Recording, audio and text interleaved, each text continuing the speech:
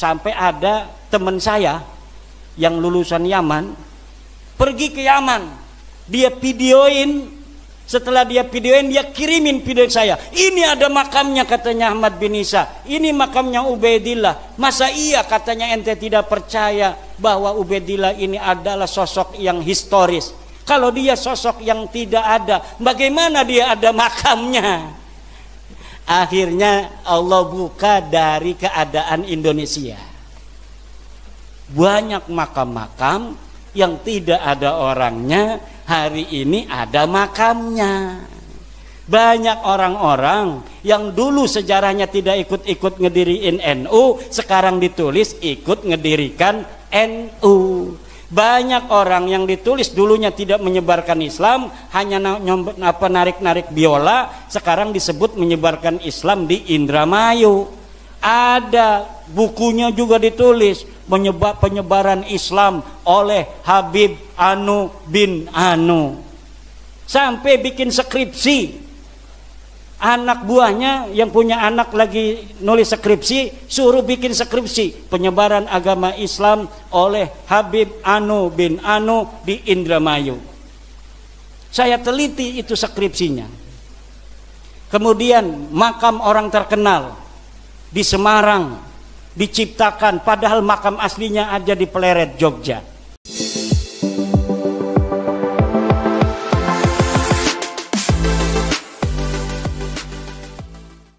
Assalamualaikum warahmatullahi ta'ala wabarakatuh. Pada saat Kiai Imaduddin berceramah di Kabupaten Wonogiri, Jawa Tengah, sempat bercerita mengenai sejarah penyebaran Islam, Islamisasi di Nusantara, termasuk sejarah perjuangan kemerdekaan Republik Indonesia. Kata Kiai Imad, banyak klaim belakangan bahwa seolah-olah yang memiliki peranan vital hanyalah kaum Ba'alawi. Sempat ada cerita katanya penentuan bendera merah putih ditentukan oleh salah seorang Habib. Katanya juga Garuda Pancasila ditentukan oleh Habib tertentu dan lain seterusnya. Kata Kiai Imad, mengapa mereka sibuk sekali dengan sejarah perjuangan kemerdekaan Republik Indonesia dan proses penyebaran Islam di Indonesia, terutama di kawasan Jawa, dan proses Islamisasi di Nusantara secara umum, karena mereka ingin diakui sebagai bagian penting dalam sejarah keindonesiaan. Padahal mereka hanya mengaku-ngaku tidak punya peran apa-apa kecuali memanipulasi dan mencantol-cantolkan namanya keberadaan dengan sejarah-sejarah masa lalu.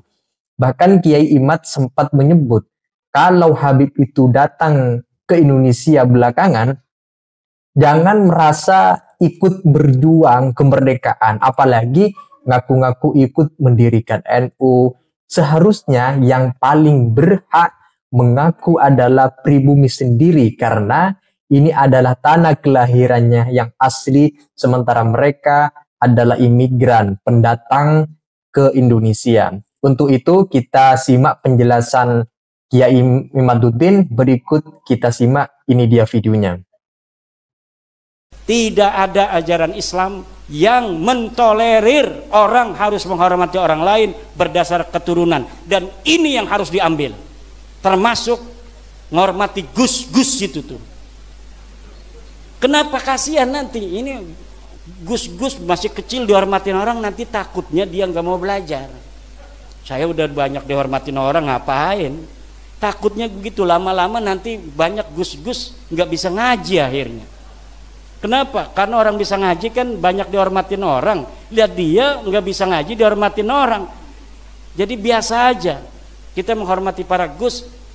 Kalau misalnya dia nggak bisa ngaji, taruh di belakang. Ngapain lu nggak bisa ngaji? Jangan di depan.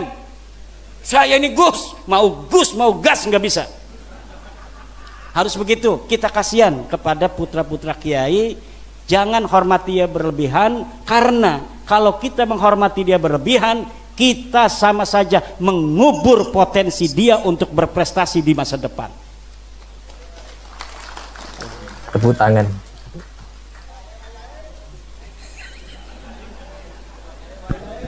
Yang kedua, Ini nanti katanya ini anti Gus juga nih. Ini bisa melebar nanti, anti Habib, anti Gus katanya. Ya harus menerima resiko. Ini saya udah menerima resiko. Ini saya kemarin menjawab Rumel Abbas di mobil bikin tulisan. Saya sedang di kendaraan menuju Jawa. Itu sudah malam-malam tadi malam banyak yang Jawanya di mana lo? Gua paranin lo segala macem. Dia beraninya cuma di WA aja kan. Itu biasa-biasa saja. Dan kita harus berani. Ada orang yang mengorbankan waktunya, pikirannya untuk kecerdasan, kecerahan, pencerahan banyak orang agar menjadi tercerahkan, agar bangkit dari selama ini doktrin-doktrin dan keterpurukan kemanusiaan. Kiai Miftahul Ahyar, bukan Miftahul Ahyar, Miftahul Ahyar namanya, Filul Ahyar, Birrul Ahyar, Kiai Birrul Ahyar. Dari 87 kitab nasab, kitab yang ditukil hanya 1 kitab nasab. Banyak yang saya tukil. Iya, karena yang berhubungan dengan nasabnya Ubaidillah yang ke Ahmad bin Isa, hanya itu yang berhubungan. Ngapain kitab nasab-nasab banyak itu yang tidak ada menyebut Ahmad bin Isa. Ketika kita telah mengetahui bahwa ayahnya namanya Ahmad bin Isa, dari situ dia punya anak Ubaid enggak. Yang menyebut Ahmad bin Isa itu hanya beberapa kitab. Makanya sejarawan barat banyak yang mengatakan Ahmad bin Isa sendiri fiktif. Dulu banyak sejarawan barat mengatakan Ahmad bin Isa fiktif. Kenapa? Karena Ahmad bin Isa tidak ditulis, padahal kitabnya ada, cuma dia waktu itu belum menemukan. Nah, tapi sekarang Ubaidillah ini mah bukan hanya belum ditemukan, karena memang betul-betul tidak ada, sama sekali tidak ada. Kalau Ahmad bin Isa di dalam kitab hadis dia meriwayatkan hadis, tapi dalam kitab nasab waktu itu belum ditemukan anaknya siapa-siapa. Nah, hari ini sudah ditemukan. Kitab Tahdhibul Ansab, kitab Muntaqilatul Talibiyah, kitab Al-Majdi, kitab Syajarah Mubarakah, kitab As-Sabatul Musan, kitab Tahdhibul Ansab, kitab Umdatul Talib, dan kitab An-Nafah Al-Ambariyah. Nah, kalau kitab-kitab yang lain yang ada di samping kanan kirinya itu betul banyak kitab nasab, tetapi tidak membicarakan tentang Ahmad bin Isa. Dia mungkin membicarakan toba-toba keluarga di sana yang ada di Suriah, tidak membicarakan yang ada di Irak. Karena Ahmad bin Isa ini orang Irak, maka yang dibicarakan harus, yang dicari adalah kitab-kitab berasal dari Irak yang menerangkan tentang orang Irak. Baru ketika kita menemukan kitab nasab yang membicarakan orang Irak, kita bisa mengetahui anaknya Ahmad bin Isa berapa. Karena Ahmad bin Isa ini orang Irak, bukan orang yang pindah ke Yaman. Bagaimana kiai itu di dalam kitab-kitab disebutkan bahwa Ahmad bin Isa dimakamkan di Yaman? Ya, itu makam siapa? Kitabnya abad berapa yang menyebutkan itu? Dari mulai abad ke-10 bahwa Ahmad bin Isa dimakamkan di Yaman. Sebelumnya ketika Ahmad bin Isa wafat tidak ada. Bagaimana dia dimakamkan di Yaman? Dia orang Irak. Masa iya mati di Irak dibawa-bawa ke Yaman, mau ngapain?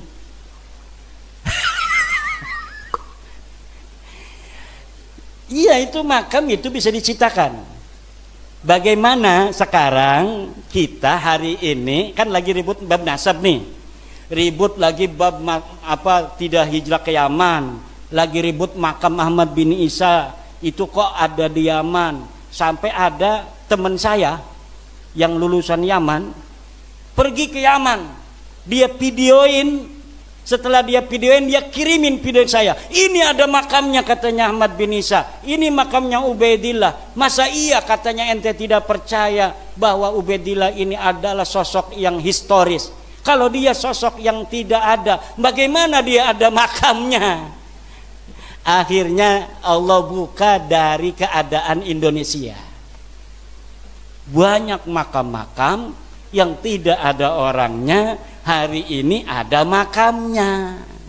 Banyak orang-orang yang dulu sejarahnya tidak ikut-ikut ngediriin NU, sekarang ditulis ikut ngedirikan NU. Banyak orang yang ditulis dulunya tidak menyebarkan Islam, hanya narik-narik biola, sekarang disebut menyebarkan Islam di Indramayu. Ada bukunya juga ditulis penyebaran Islam oleh Habib Anu bin Anu. Sampai bikin skripsi. Anak buahnya yang punya anak lagi nulis skripsi, suruh bikin skripsi penyebaran agama Islam oleh Habib Anu bin Anu di Indramayu. Saya teliti itu skripsinya. Kemudian makam orang terkenal di Semarang diciptakan, padahal makam aslinya ada di Pleret, Jogja. Dia adalah seorang dari pahlawan Yogyakarta yang melawan penjajah. Ketika dia melawan penjajah Inggris, waktu itu dikuasai Inggris, Belanda kalah oleh Inggris, Inggris menguasai, kemudian perang Jogja dengan Inggris, mati KRT Sumodiningrat. Setelah KRT Sumodiningrat mati di dalam masjid, ditebas lehernya, dimakamin di Pleret. Setelah dimakamin Pleret, 100 tahun kemudian tiba-tiba muncul makamnya di Semarang dan nasabnya rubah. KRT Sumodiningrat sekarang nasabnya menjadi bin Toha bin Yahya. Dulunya orang mana? Orang Jogja asli, menantunya Hamengkubuwono ke-1. Menantu Hamengkubuwono ke-1, dia orang Jogja asli, pernah jadi bupati di Jepara kalau tidak salah. Sekarang dirubah. Untuk apa sih merubah sejarah, merubah makam? Untuk masa depan, bos. Untuk masa depan, biar masa depan untuk keluarga ini tercatat sebagai orang-orang yang ikut di dalam memperjuangkan kemerdekaan. Makanya penting bagi mereka untuk mencantolkan dalam sejarah-sejarah 17 Agustus katanya Soekarno minta doa dulu sama Habib. Katanya bendera Indonesia merah putih itu ditentukan oleh Habib. Katanya Garuda Pancasila itu ditentukan oleh Habib. Katanya NU itu didirikan oleh salah satunya Habib. Dan sebagainya dan sebagainya. Makam-makam di pojok-pojok itu dikasih nama marga-marga dari mereka, kemudian dikasih tahun yang tua. Untuk apa? Ke depan Indonesia jangan macam-macam sama kita orang. Ini kita sudah terkonfirmasi datang ke Indonesia abad ke-15. Apa buktinya? Makam, lihat tuh, ada inskripsinya, mereknya Habib Anu bin Anu tahun sekian. Ini Bapak yang akan terjadi. Maka kita begini keras ngomong ini agar mereka sadar. Udah berhentilah, yang udah bikin makam, hapusin makam nggak ada orangnya. Yang ada orangnya, yang tokohnya itu tokoh Jawa asli, dirubah lagi. Udahlah, kita salah, ayo kita se-Indonesia sekarang kita sama-sama membangun Indonesia. Tidak ada lagi yang bicara tentang nasab dan keturunan. Karena kalau bicara nasab dan keturunan, orang Jawa, orang Wonogiri yang lebih berhak untuk mengklaim bahwa Indonesia ini miliknya daripada orang lain. Karena keturunan orang-orang yang hari ini ada di sini, inilah yang dulu memperjuangkan kemerdekaan negara Republik Indonesia, bukan orang lain. Kalau mereka kita tahu sendiri sejarahnya. Datang di bawah Belanda, kemudian mereka menjadi orang-orang kelas tinggi di Belanda. Ada kelas Eropa, ada kelas Asia, ada kelas pribumi. Ini orang-orang yang sekarang ini ngaku sebagai cucu Nabi, itu ditinggikan oleh Belanda. Maka ketika Jepang datang, mereka ini tidak mendukung Jepang. Kenapa? Karena Jepang tidak seperti Belanda mengistimewakan mereka. Maka barulah di antara mereka mau berjuang tuh. Kenapa? Karena Jepang tidak mengistimewakan mereka.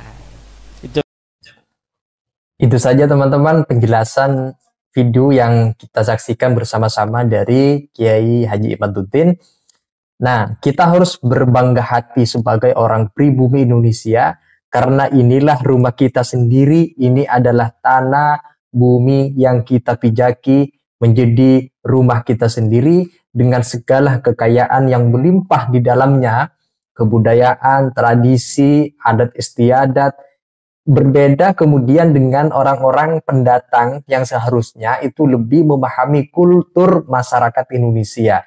Artinya kalau ada pendatang ke Indonesia harus memahami, mengikuti pola dan kultur dari masyarakat Indonesia.